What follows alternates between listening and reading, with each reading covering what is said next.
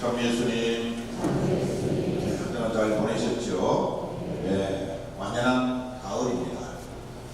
네, 추석도 지났고 이제 과일이 완전히 익어가는 완연한 가을에 또 여러분과 여러분 가정에도 그런 가을에 맺는 열매처럼 풍성한 그런 열매를 수확했으면 좋겠습니다. 가끔씩 저한테 우리 교우분들 중에 물어보는 경우가 있는데, 신부님 왜 요즘에 주일날 독서 1독서를 왜 여성분이 하고 2독서를 남성분이 합니까? 그 말씀은 지금까지 1독서는 남성분이 해야 된다는 고정관념을 가지고 있다가 보니까 그렇게 물으신 게 아닌가 싶은데, 오늘도 1독서를 여성분이 2독서를 남성분이 했는데 꼭 1독서를 누가 해야 된다는 그런 근거 있는 교육법 내용은 아무것도 없습니다. 남과 여와 남 똑같은 동일한 인격체이기 때문에 1독서를 여성분이 하든 남성분이 하든 그것은 아무런 문제가 되지 않습니다. 오히려 우리 가톨릭 교회에서 더 오늘 복음 말씀에 나온 것처럼 남자와 여자로 창조하신 하나님의 그 창조 사업, 그것은 동등한 인격체를 말씀하시는 것이기 때문에 그런 내용들은 우리가 그냥 고정관념으로 가지고 있는 것이기 때문에 다 불필요한 것들이죠. 그래서 하나님 앞에서는 남성이든 여성이든 또 어린아이든 또 연세가 지극한 분이시든 간에 다 똑같은 하나님의 자녀이기 때문에 과거의 바리사이들이나 율법학자들처럼 사람이 만든 규정, 사람이 만든 관습, 거기에 꼭 얽매일 필요는 없다는 말씀을 드리고 싶습니다. 제가 쓴 책 중에 결혼 또 다른 행복의 시작이라는 책이 있습니다. 어떤 사람들은 제 책 제목을 보고 신부님 그거 아닙니다, 결혼 또 다른 불행의 시작 이렇게 쓰시는 게 맞습니다 라고 이야기하시는 분도 들어있지만, 그래도 결혼을 앞두거나 또 결혼을 시작한 신혼부부에게 있어서는 행복의 시작일 수밖에 없죠. 왜냐하면 사랑하는 사람과 드디어 혼인이라는 제도를 통해서 하나님 앞에서 서로의 사랑을 시작하고, 또 오늘 성경 말씀대로 이제는 둘이 아니라 한 몸으로 한 마음으로 살아가는 그런 행복한 가정의 출발이기 때문에 당연히 하나님의 축복이 그 위에 내릴 것이고 또 행복의 시작이라고 볼 수밖에 없는 것입니다. 어쨌든 제가 쓴 결혼 또 다른 행복의 시작이라는 책 앞부분에 제가 결혼에 대해서 3가지 질문을 하고 제 스스로 그 옆에다가 답을 달았습니다. 뭐 틀릴 수도 있겠지만 그래도 그냥 쉽게 묻자고 하는 그런 내용은 아닙니다만, 첫 번째 물음은 왜 결혼하는가 하고 제가 스스로 묻고 그 옆에다가 답을 판단력 부족 때문에 결혼한다 이렇게 적었습니다. 두 번째 질문은 왜 이혼하는가 하고 묻고 그 옆에 답을 인내력 부족 때문에 이혼한다 라고 적었고요. 마지막 3번째 질문은 그럼에도 불구하고 또 많은 사람들이 왜 재혼하는가 라고 묻고 그 옆에 답을 기억력 부족 때문에 재혼한다 이렇게 적었습니다. 생각해 보시면 꼭 틀린 대답만은 아니라고 생각합니다. 그래서 옛말에도 그런 말이 있습니다. 고해 보석은 잠시이지만 결혼 보석은 평생 간다. 그만큼 결혼 생활 혹은 가정 생활이 어렵고 힘들다는 뜻인 것입니다. 그래서 그런지 이런 말이 생겨난지도 모르겠습니다. 20대는 서로 좋아서 신이 나서 살고, 30대는 서로 체념하면서 살고, 40대는 서로 불쌍해서 가여서 살고, 60대는 서로 없어서는 안 되겠게 살고, 70대는 서로 고마워서 산다는 말이 있습니다. 결혼 생활을 40-50년 하고 난 뒤에야 비로소 서로의 존재감 그 자체가 이제서야 감사하는 마음을 느끼는 것이 그런 의미가 담겨있는 말이 아닐까 그런 생각이 듭니다. 그래서 우스개로 연령대별로 부부 적자에 대한 재밌는 이야기도 있죠. 20대는 서로 꼭 뺨고 자고, 30대는 서로 마주보고 자고, 40대는 서로 나란히 자고, 50대는 서로 등을 돌리고 자고, 60대는 어떻게 자요? 각방을 쓰고, 70대는 서로 어디서 사는지 모릅니다. 관심이 없는 게 아니고 그만큼 신뢰가 쌓였다는 이야기겠죠.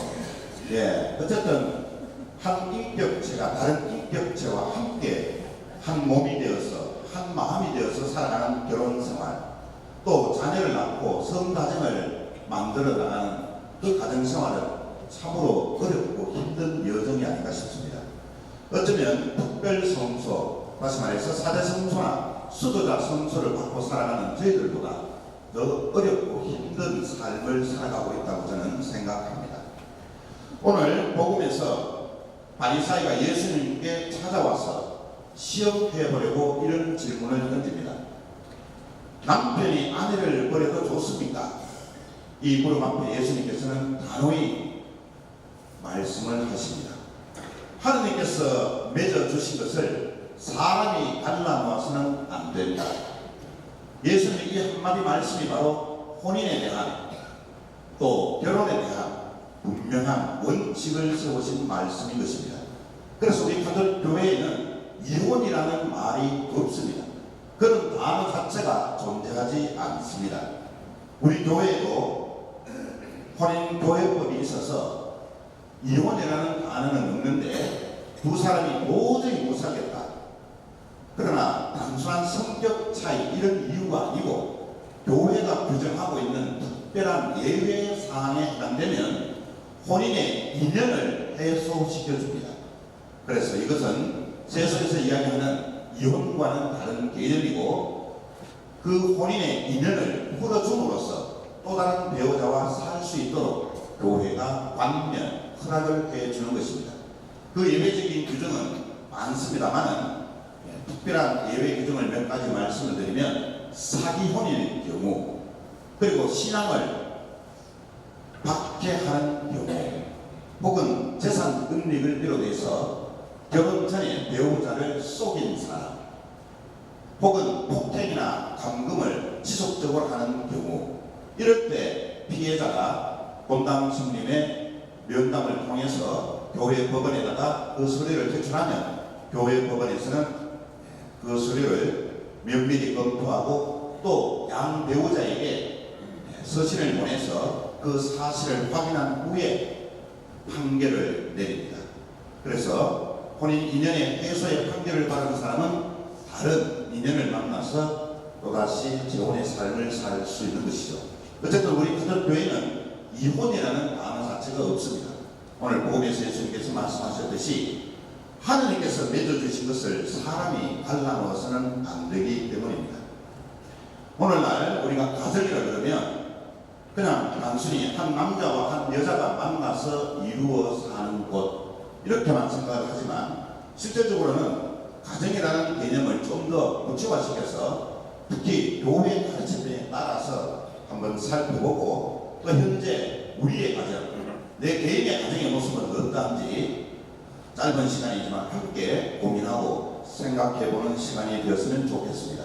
왜냐하면 오늘 복음 말씀의 핵심은 바로 결혼의 신비, 그리고 나아가서는 가정의 소중함을 예수님께서 일깨워주고 계시기 때문입니다. 보통 가정이라 하면 방금 말씀드린 대로 한 남자와 한 여자가 만나서 이루는 것을 가정이라고 하지만 우리 가톨릭 교회는 세 가지 관점에서 이야기를 합니다.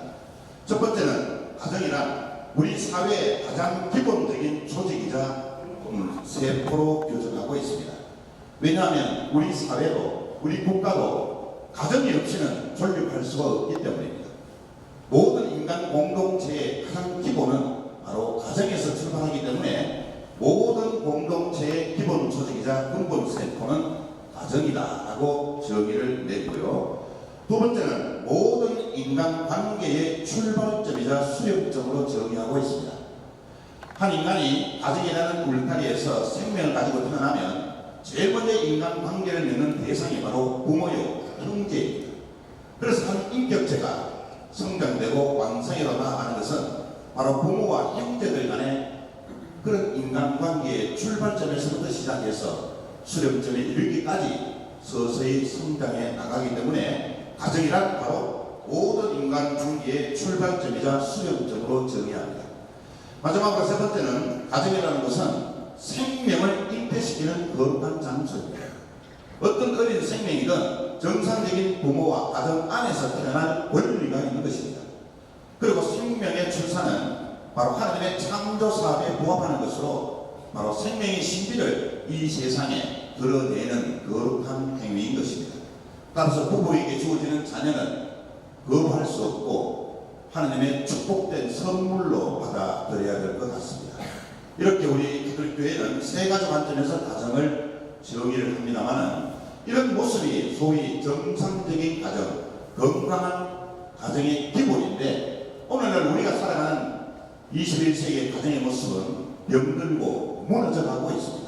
잠시 가슴은 아프지만 현재 우리 가정의 모습을 좀 더 구체적으로 살펴보면 이렇습니다. 첫째는 이혼율 증가가 심각합니다. 통계 자료에 따르면 하루에 840쌍이 결혼하고 무려 398쌍이 이혼하고 있습니다. 결혼하는 수에 비해서 이혼하는 수는 거의 50%에 육박하고 있다는 사실입니다. 쉽게 결혼하고 쉽게 이혼해버리고. 그래서 저는 그런 말을 합니다. 우리나라 사람들은 결혼식 준비는 잘하는데 결혼 준비는 제대로 하고 있지 않다. 왜냐하면 결혼식을 앞두고 양가댁 부모나 당사자들은 예식장을 어디에 예약하고 주례장은 누구를 선택하고 또 신혼살림을 어디에서 시작하고 또 신혼여행은 어디를 가며 또 양가댁의 부모님들이나 친인척들에게 선물은 무엇을 하며 이런 것들은 하나도 빠짐없이 꼼꼼히 잘 챙깁니다.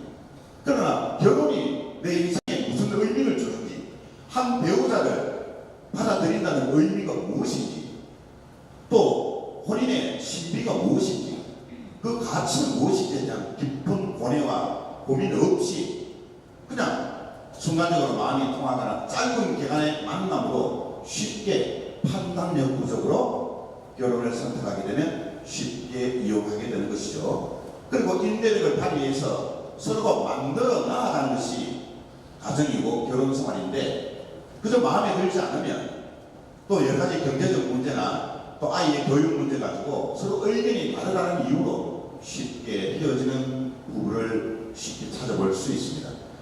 그렇지만 이혼율 전 세계에서 1위입니다.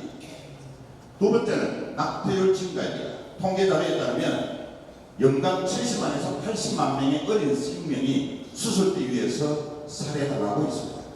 엄연히 우리 가톨교회는 낙태를 살해 행위로 규정하고 절대로 신자 가정에서는 저런 일을 해서는 안 된다고 가르치고 있습니다.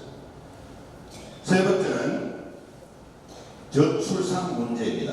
여러분 잘 아시죠? 한 여성이 가임 기간 동안에 출생해내는 평균 출생아 수가 1.07명, 쉽게 말해서 한 가정에 한 자녀 외에는 없습니다.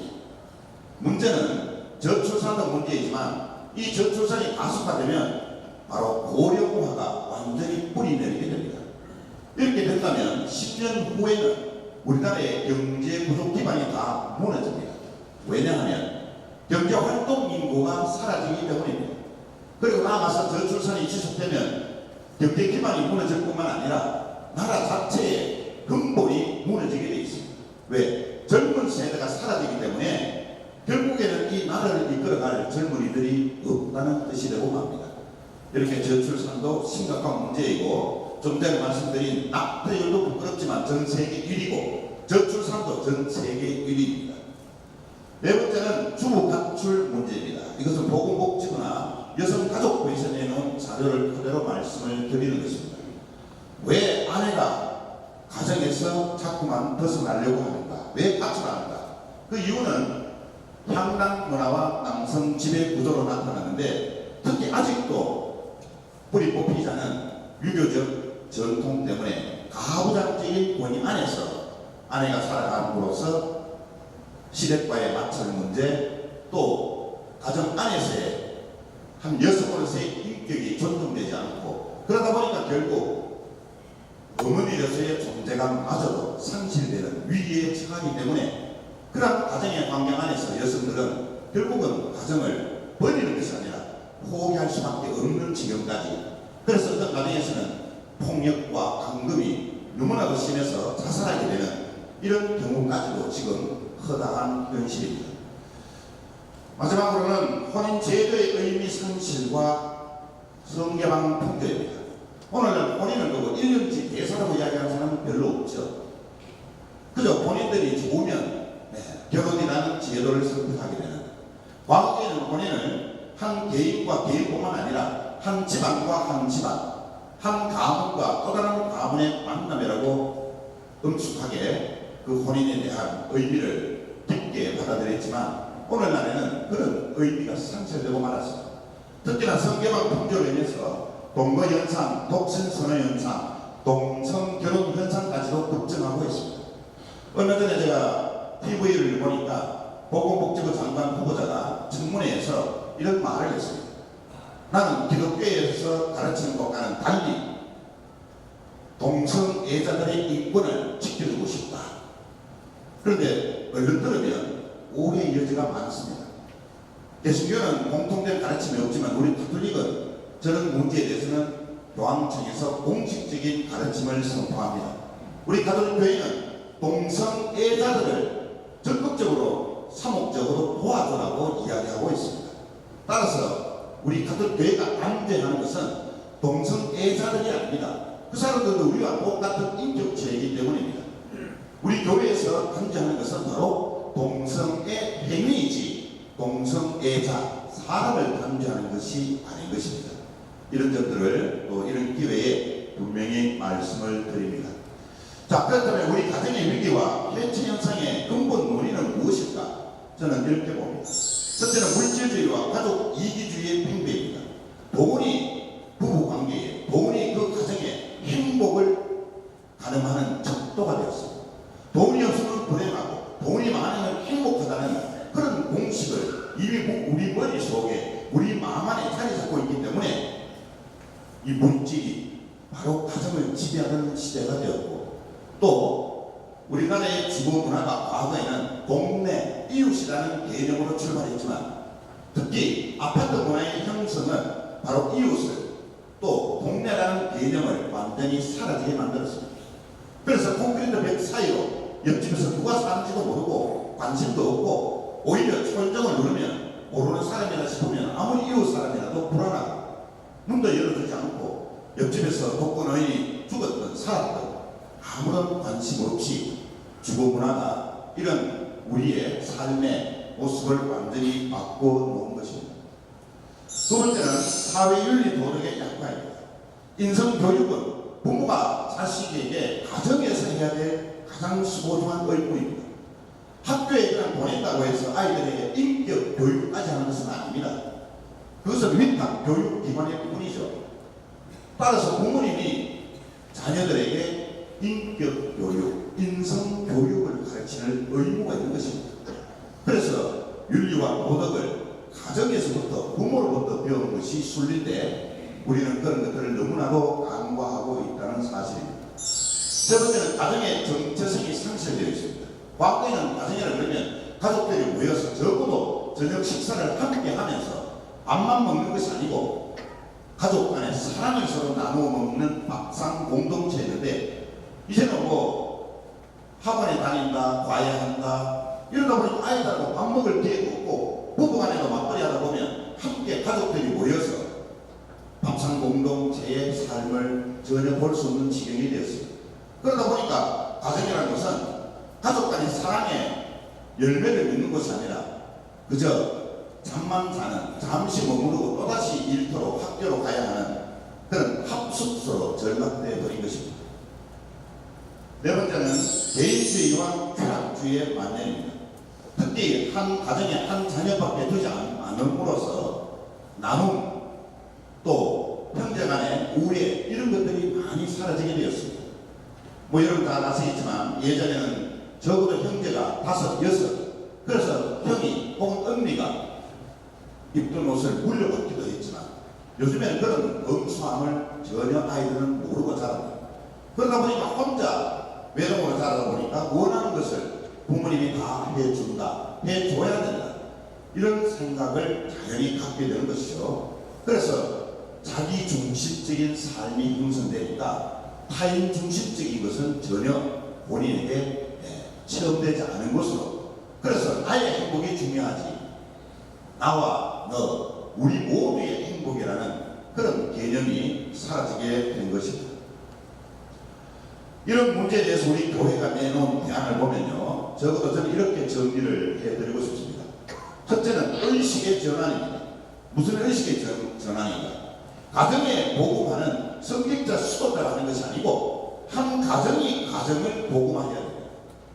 한 사람이 그 가정을 방문해서 가정기도하라, 가정복음화를 위해서 무엇을 하라, 이런 가르침만 하는 것이 아니고 가정과 가정이 만나서 함께 가정복음화를 이루어내는 이런 의식의 대전환이 필요하고요.